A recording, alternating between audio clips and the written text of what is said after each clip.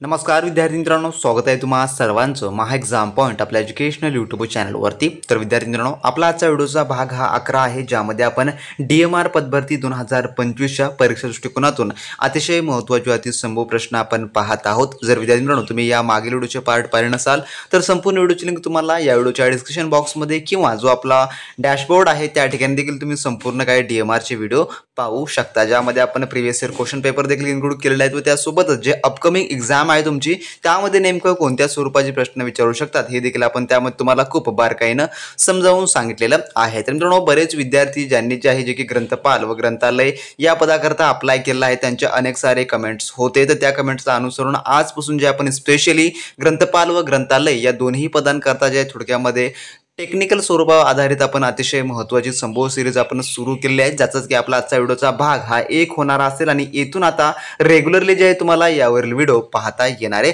असतील। तर तुम्ही ग्रंथपाल किंवा सहाय्यक ग्रंथपाल किंवा ग्रंथालय किंवा त्यासोबतच जे ग्रंथसूचीकार पद आहे या कोणत्याही पदाकरता तुम्ही अर्ज केलेला असेल तर आजपासूनचा आपला प्रत्येक व्हिडिओ हा तुमच्यासाठी इम्पॉर्टंट असणारा आहे, कारण का हे संपूर्ण प्रश्न तुमच्या A to Z अभ्यासक्रमावर आधारित आहेत आणि यामधला कोणताही प्रश्न तुमच्या परीक्षेमध्ये 100% फिक्स हा विचारला जाऊ शकतो। त्यामुळे खूप काळजीपूर्वक आपल्या व्हिडिओ मधला प्रत्येक प्रश्न हा तुम्ही समजावून घ्या। चला मित्रांनो, आपण सुरू करू आजच्या व्हिडिओ मधील काही महत्त्वपूर्ण प्रश्न। तर यामधला आपला प्रश्न क्रमांक 1 असा आहे, जो की प्रश्न पहिला, अभिलेख व्यवस्थापनाचे मुख्य उद्दिष्ट काय आहे? तर जे अभिलेख व्यवस्थापन आहे त्याचं मुख्य उद्दिष्ट काय आहे? तर याचं उत्तर आहे ऑप्शन नंबर सी, जे की महत्त्वाच्या दस्तऐवजाचे संस्थित संग्रहण व व्यवहार योग्य ठेवणे हे जे आहे याचं एक मुख्य उद्दिष्ट आहे अभिलेख व्यवस्थापनाचं, ज्याला इंग्लिशमध्ये आपला जो टॉपिक आहे ज्याला आपण आर्काइव्ह मॅनेजमेंट असं म्हणतो, जो की पहिलाच टॉपिक आपल्या चॅप्टर मधला आहे, म्हणजे की आपल्या सिलेबस मधला, आणि आपण हे संपूर्ण क्वेश्चन्स देखील तुमच्या सिलेबसवर आधारितच आपण पाहणार आहोत। त्यानंतरचा प्रश्न आपला 2 असा आहे, अभिलेखाची वर्गवारी ज्याला क्लासिफिकेशन इंग्लिशमध्ये म्हणतात करताना मुख्यतः कोणत्या निकषाचा वापर केला जातो?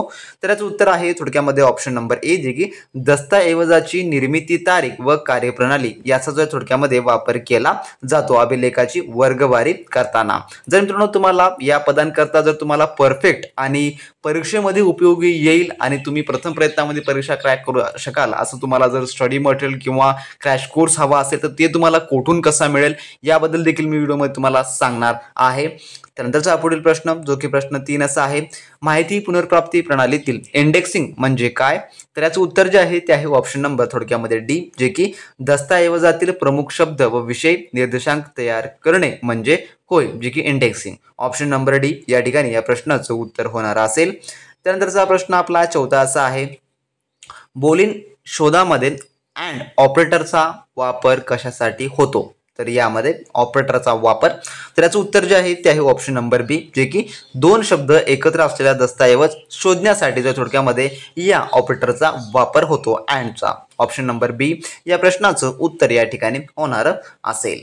त्यानंतरचा प्रश्न आपला 5वा, ग्रे लिटरेचर म्हणजे काय? तर ग्रे लिटरेचर म्हणजे काय? तर याचं उत्तर आहे ऑप्शन नंबर ए, जे की शासकीय नीतिमंडळ अहवाल, तांत्रिक अहवाल, डिस्टर्टेशन इत्यादी ज्यात प्रकाशन नाही। तर याला जे आहे थोडक्यामध्ये ग्रे लिटरेचर्स असं जे आहे ते म्हटलं जातं। ऑप्शन नंबर ए या ठिकाणी या प्रश्नाचं उत्तर होणार असेल। त्यानंतरचा प्रश्न आपला 6वा असा आहे, डॉक्युमेंटेशनमध्ये ॲब्स्ट्रॅक्टचे उद्दिष्ट काय आहे? तर ॲब्स्ट्रॅक्टचं उद्दिष्ट या ठिकाणी म्हटलेलं आहे डॉक्युमेंटेशनमध्ये, तर याचं उत्तर आहे ऑप्शन नंबर बी, जे की संपूर्ण दस्तऐवजाची संक्षिप्त रूप रेषा देणे असा जो याचा उद्दिष्ट आहे। ऑप्शन नंबर बी या ठिकाणी या प्रश्नाचं उत्तर होणार असेल। त्यानंतरचा प्रश्न 7वा, दस्तऐवजीकरण करणारा निरीक्षण पद्धत ज्याला क्वालिटिव्ह रिसर्च कशावर भर देते?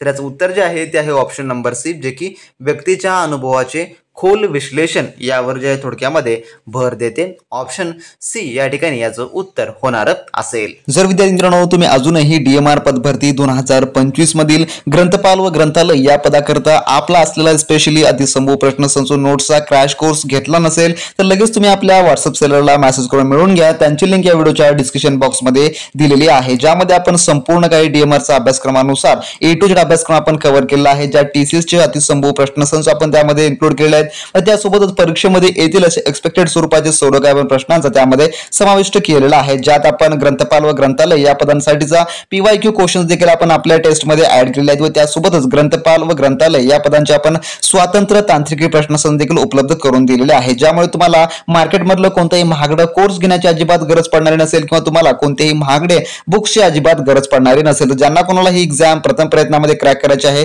त्यांनी लगेचच्या लगेच आपल्या व्हॉट्सअप सरला मेसेज करून संपूर्ण काय मिळून घ्या, ज्याची आपण फक्त डिस्काउंट प्राइस सध्या स्थितीमध्ये एका टेक्निकल सोबत फक्त 700 रुपये ठेवलेली आहे, ज्यामध्ये तुम्हाला मराठी व्याकरण, गणित बुद्धिमत्ता, सामान्य ज्ञान, इंग्लिश व्याकरण व त्यासोबतच तुम्हाला तांत्रिकी देखील मराठी भाषेमधून आपण प्रथमतः तुम्हाला उपलब्ध करून देत आहोत. तर ज्यांना कोणाला ही एक्झाम क्रॅक करायची आहे, प्रथम प्रयत्नामध्ये ज्यांना उत्तीर्ण व्हायचं आहे त्यांनी नक्की आपलं स्टडी मटेरियल रेफर करा. खरेदीसाठी डिस्क्रिप्शन बॉक्समध्ये लिंक दिलेली आहे आपल्या व्हॉट्सअप सेलरची, त्याच्याशी कॉन्टॅक्ट करून अवघ्या 5 मिनिटांमध्ये संपूर्ण काय A to Z तुम्ही स्टडी मटेरियल मिळू शकता व चांगले आणि उत्तम तयारीला सुरू करू शकता. जर मित्रांनो तुम्ही अजूनही आपला सॉफ्ट कॉपी क्रॅश कोर्स घेतला नसेल, जो की एकमेव आहे आणि युनिक आहे आणि यामध्ये तुमचा संपूर्ण काही DMRचा ग्रंथपाल, ग्रंथालय या दोन्ही पदांकरताचा A to Z अभ्यासक्रम आपण कव्हर करून दिलेला आहे, ज्याची की प्राइस तुम्ही त्या ठिकाणी पाहू शकता. जी प्राइस पे करून लगेचच्या लगेच तुम्हाला सॉफ्ट कॉपीच्या माध्यमातून A to Z अभ्यासक्रम मिळणार असेल, ज्याद्वारे तुम्ही संपूर्ण काही TCS पॅटर्ननुसार तुमच्या अभ्यासाला सुरुवात करू शकता. ज्यांना कोणाला ही परीक्षा प्रथम प्रयत्नामध्ये क्रॅक करायची आहे त्यांनी मात्र आपलं स्टडी मटेरियल नक्की रेफर करा. डिस्क्रिप्शन बॉक्समध्ये आपल्या ऑफिशियली व्हॉट्सअप सेलरची लिंक दिलेली आहे. त्यानंतरचा पुढील प्रश्न जो की 8वा प्रश्न असा आहे, सर्वे पद्धतीचा मुख्य फायदा काय? तर याचं उत्तर जे आहे ते आहे ऑप्शन नंबर थोडक्यामध्ये ए, मोठ्या प्रमाणावर लोकांची मते गोळा करण्याची सोयीचे. हे जे आहे थोडक्यामध्ये सर्वे पद्धतीचा मुख्य फायदा आहे. त्यानंतरचा 9वा प्रश्न, मेन एंट्री म्हणजे काय? तर याचं उत्तर आहे ऑप्शन नंबर थोडक्यामध्ये डी, जे की सूचीकरणात मुख्य नोंद जिथे लेखक किंवा शीर्षकनुसार सूचीबद्ध असा जो आहे होतो. त्यानंतरचा प्रश्न आपला 10वा, AACR2 हा कोणता? तर हा काय आहे? तर याचं उत्तर आहे ऑप्शन नंबर सी, जे की सूचीकरणासाठीची नियमावलीची दुसरी आवृत्ती हे आहे AACR2. तर या टाईपचे क्वेश्चन्स देखील तुम्हाला तुमच्या तांत्रिकी अभ्यासक्रमामध्ये पाहायला मिळतील आणि तुमच्या परीक्षेमध्ये देखील तुम्हाला अशा प्रकारचे प्रश्न हे फिक्स पाहायला मिळणारे असतील. तर याचं उत्तर होईल ऑप्शन नंबर सी. त्यानंतरचा प्रश्न आपला 11वा असा आहे, डेन्वे डेसिमल क्लासिफिकेशन्समध्ये वर्गीकरण मुख्यतः किती श्रेणीमध्ये विभागले जाते, ज्याला आपण DDC असं देखील म्हणतो. तर किती श्रेणीमध्ये विभागले जाते? तर याचं उत्तर आहे ऑप्शन नंबर ए, जे की 10 श्रेणीमध्ये जे आहे थोडक्यामध्ये विभागले जाते. त्यानंतरचा आपला पुढील प्रश्न जो की 12वा प्रश्न असा आहे, लायब्ररी ऑफ काँग्रेस क्लासिफिकेशन चे प्रमुख लाभ कोणते? तर याचं उत्तर आहे ऑप्शन नंबर सी, जे की लवचिक विस्तारक्षम वर्गीकरण हे जे आहे याचं प्रमुख लाभ आहे. त्यानंतर प्रश्न 13वा, इलेक्ट्रॉनिक अभिलेख व्यवस्थापनात ERMS कोणता प्रमुख धोका असतो? तर याचं उत्तर आहे ऑप्शन नंबर डी, जे की डिजिटल डेटा भ्रष्ट होणे, जे की डाटा करप्शन याचा जो आहे थोडक्यामध्ये प्रमुख धोका असतो इलेक्ट्रॉनिक अभिलेख व्यवस्थापनामध्ये. ऑप्शन नंबर बी या ठिकाणी या प्रश्नाचं उत्तर होणार असेल.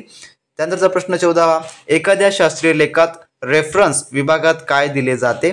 तर याचं उत्तर आहे ऑप्शन नंबर बी, जे की वापरलेले स्त्रोत व साहित्य हे जे आहे थोडक्यामध्ये दिले जातं. तर रेफरन्स म्हणून आपण जे काही वापरलेलं आहे मटेरियल ते आपण त्याला देत असतो, ते जो आहे ऑप्शन नंबर बी हे उत्तर होणार असेल. त्यानंतर प्रश्न 15वा आपला, ग्रंथालय व्यवस्थापनात कलेक्शन डेव्हलपमेंट पॉलिसी म्हणजे काय? तर CDP त्याला आपण कलेक्शन डेव्हलपमेंट पॉलिसी म्हणतो. तर म्हणजे काय ग्रंथालय व्यवस्थापनात?